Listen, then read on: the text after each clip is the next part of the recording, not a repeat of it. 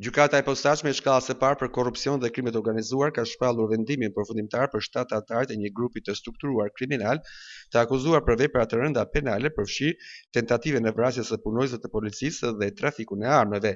Trupa gjykuese ka dhënë dënime maksimale për krejt e këtij grupi, duke i dënuar 4 prej tyre me nga 35 vite burgim secili.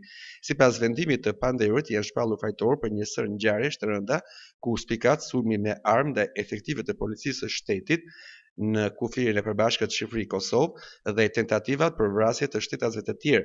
Të gjithë të pandehurit do të vuajnë dënimin në një burg të sigurisë së lartë. Dënimet maksimale të dhëna nga GKKO për 7 shtetasit të huaj nuk ishin të rastishme. Dosja hetimore e ndërtuar në bashkëpunim të ngushtë me SPAK dhe policinë e shtetit ka zbardhur anatominë e një rrjeti kriminal ndërkombëtar me rrezikshmëri të lartë, i cili gjatë vitit 2023 e kishte kthyer kufirin e gjelbër Morim Prizren në një zonë të nxehtë të trafiku dhe shkëmbimi zjarri. Hetimet kanë provuar se nuk bëhej fjalë për emigrantë të dëshpëruar, por për 2 grupe kriminale të mirë organizuara, të armatosura dhe me role të përcaktuar qartë, të cilat të shërbenin si hallka kyçe në zinxhirin e trafikut nga lindja e mesme drejt të Bashkimit Evropian.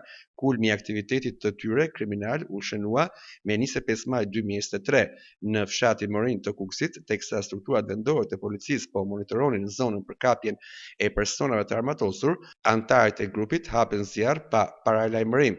Sulmi rrezikoi seriozisht jetën e efektivëve dhe banorëve të zonës, një akt që çoi në mobilizimin e forcave sociale dhe më pas në arrestimin dhe dënimin e tyre maksimal.